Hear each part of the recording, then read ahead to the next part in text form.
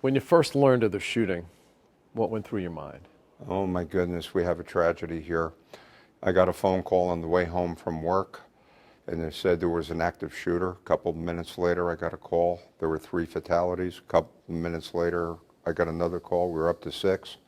By the time I got to City Hall, it was up to 10. And then we found out we had 12 fatalities, not including the shooter, and 4 people seriously injured in the hospital, and a whole bunch of people in that building that were traumatized that witnessed the event. What have you learned after the shooting about the city and about people that you didn't know prior? Tell you what, David, I've never been as proud of the city of Virginia Beach.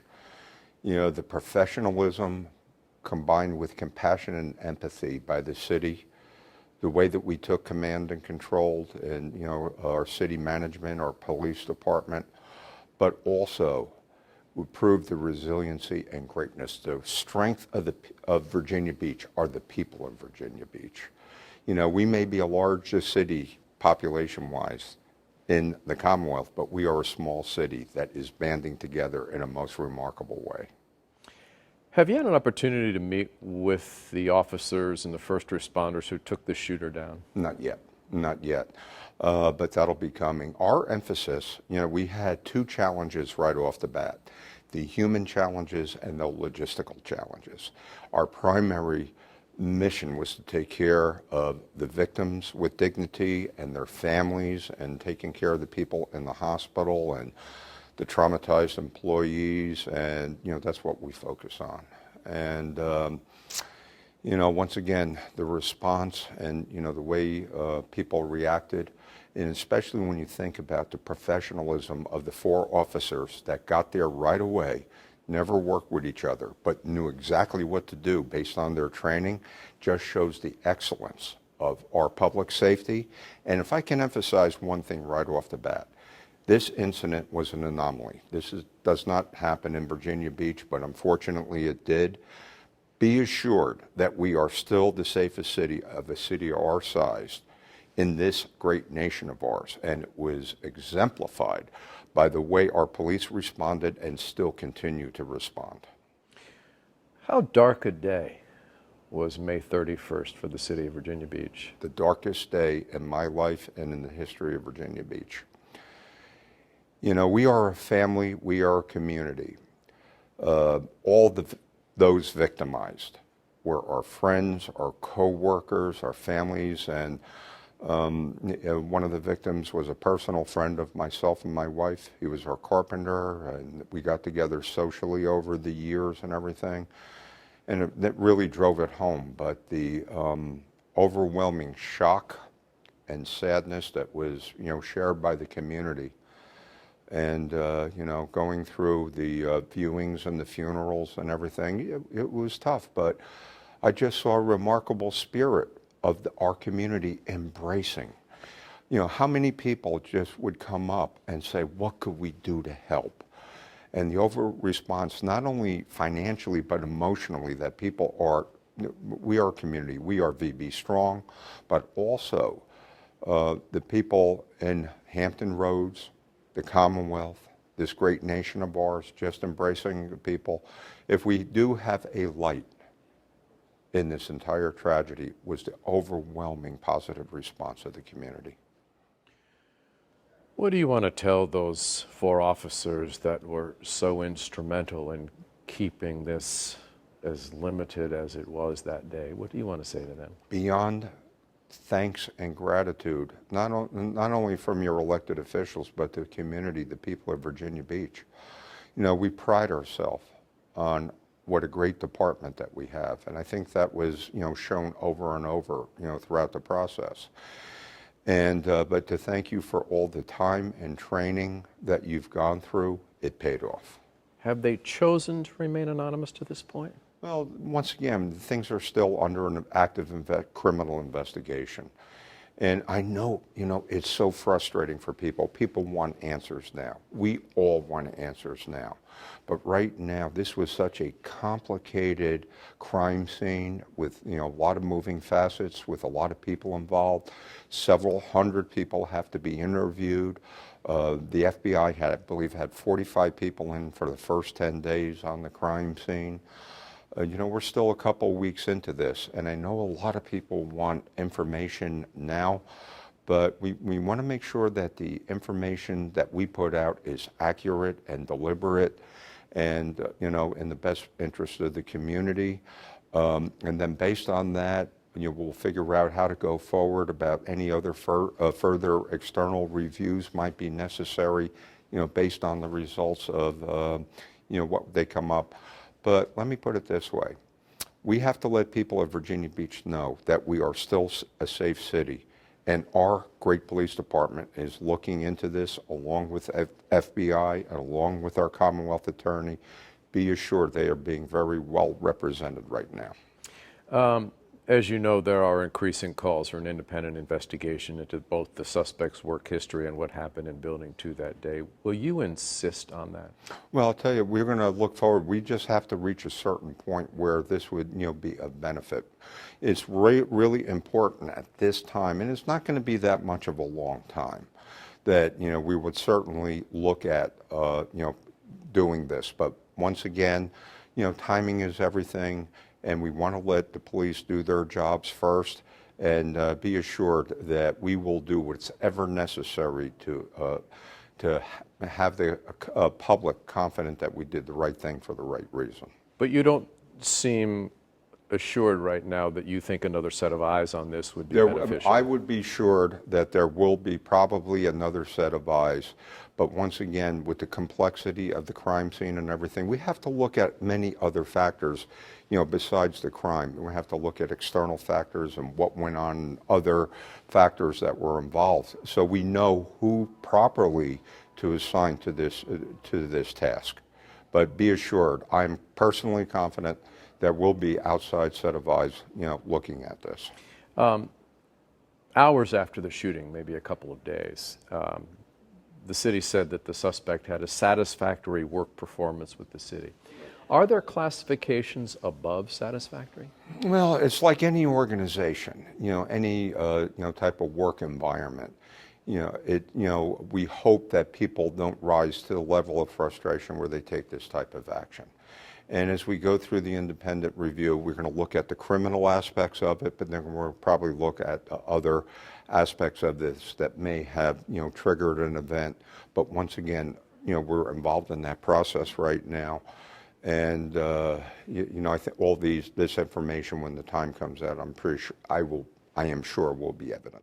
But are there classifications above satisfactory? Oh, as always, there's anybody that's got a performance review in his life, including yours history, there's satisfactory, there's exceptional, and things of that nature. But once again, whether this was a factor of this tragic event is still unknown.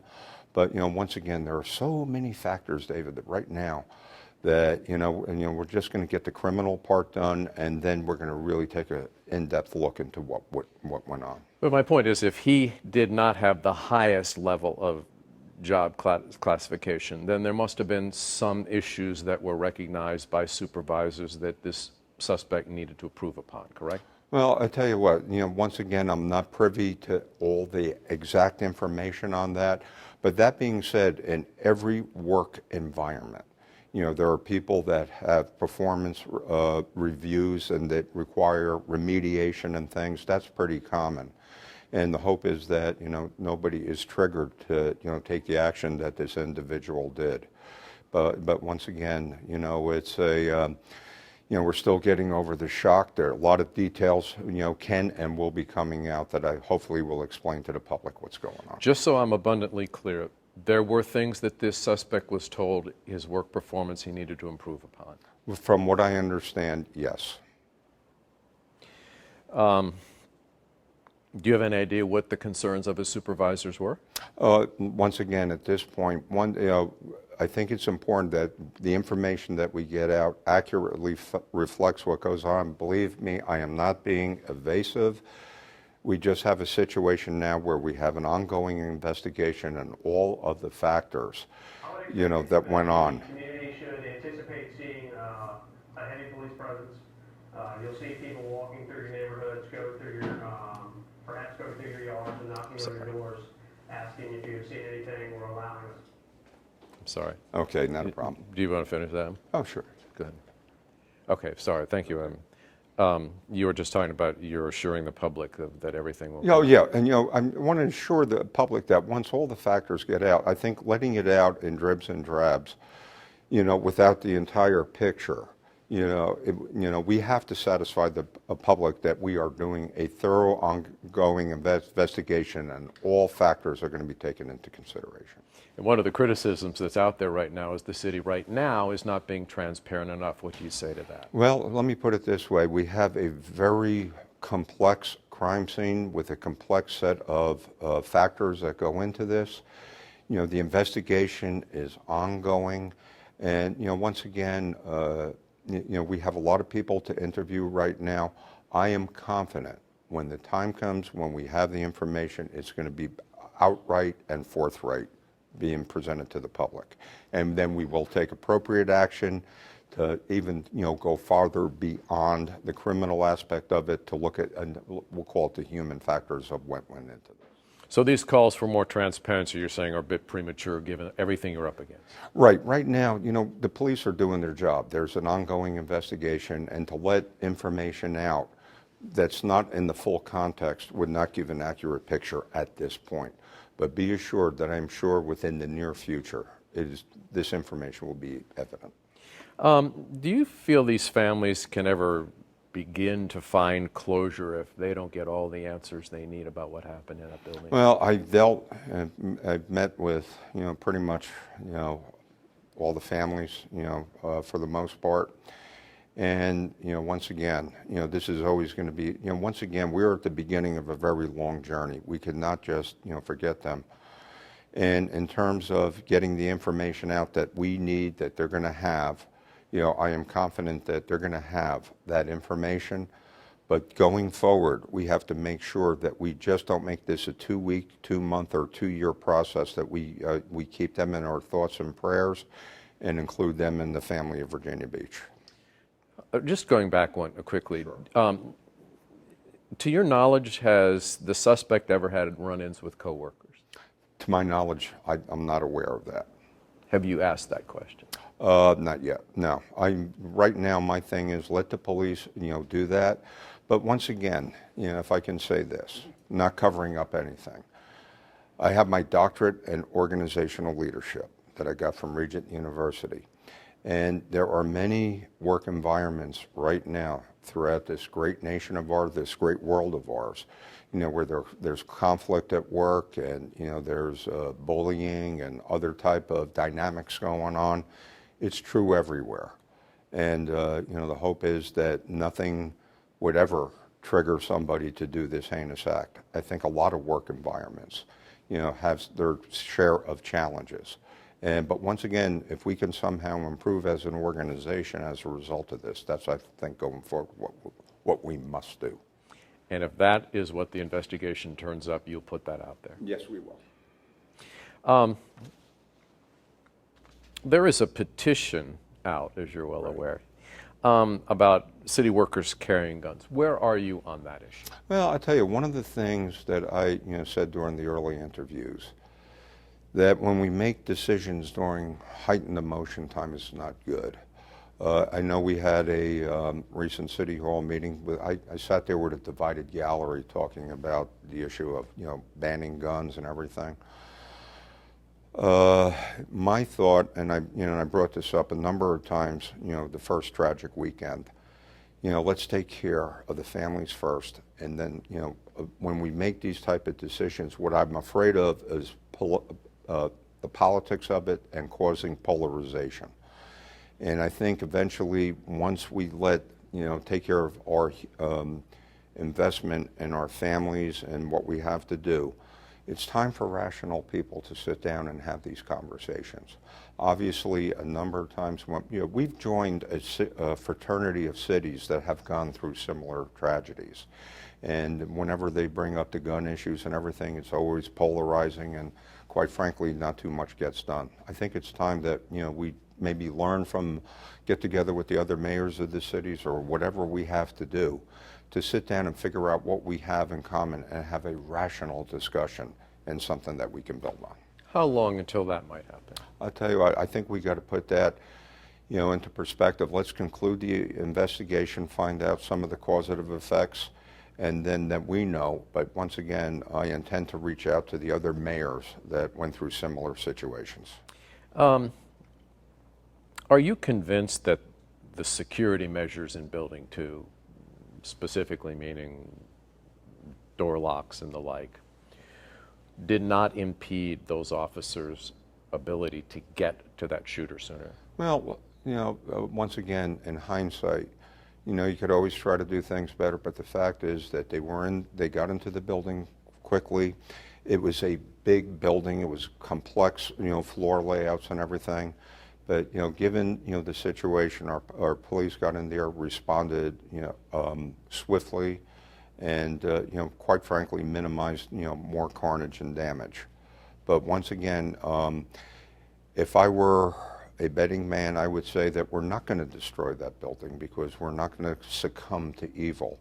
But that building will be redesigned on the interior and probably be made more efficient in a lot of ways. Once again, through tragedies like this, we can learn and figure out better ways of doing things.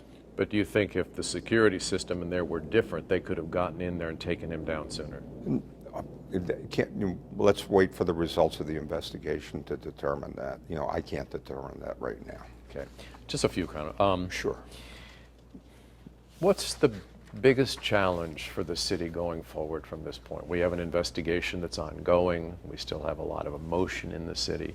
What's the biggest challenge for the city of Virginia Beach going forward now? Getting back that feeling of positivity that we had as a city right after something in the water.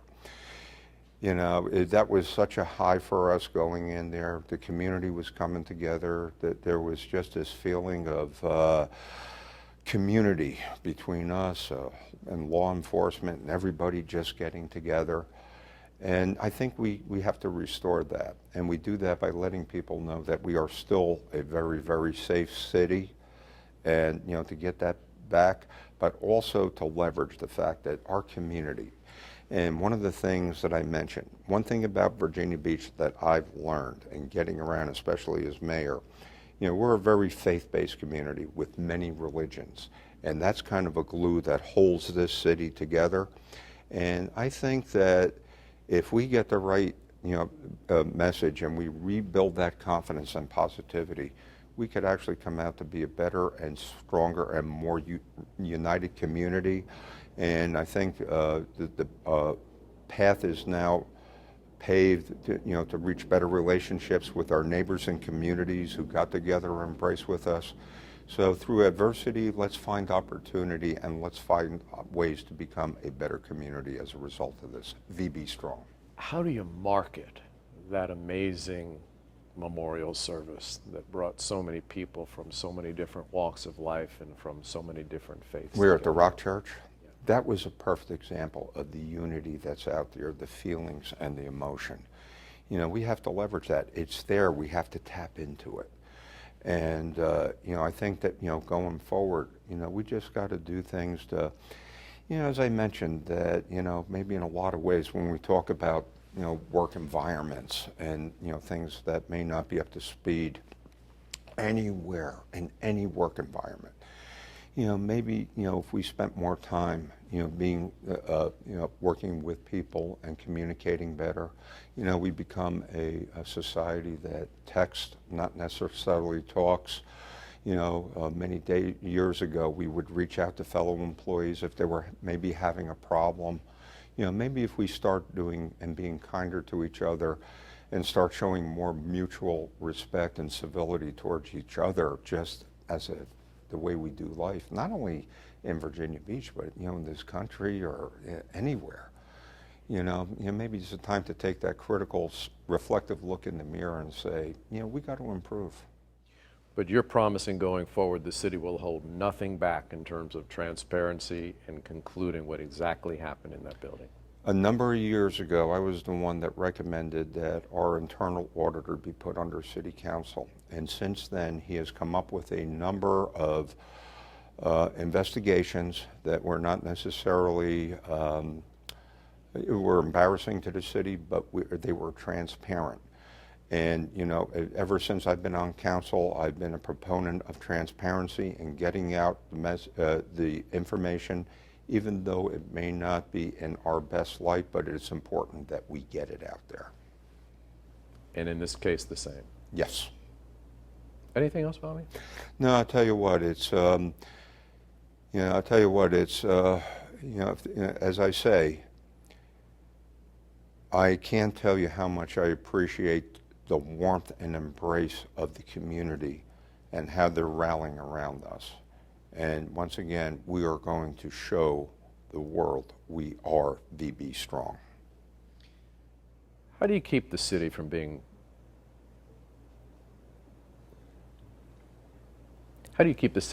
defined by this tragedy? By our own actions, by going out and showing the people that we're not going to allow evil to define us. What's going to define us are the people and the good actions of the many people that are trying to help.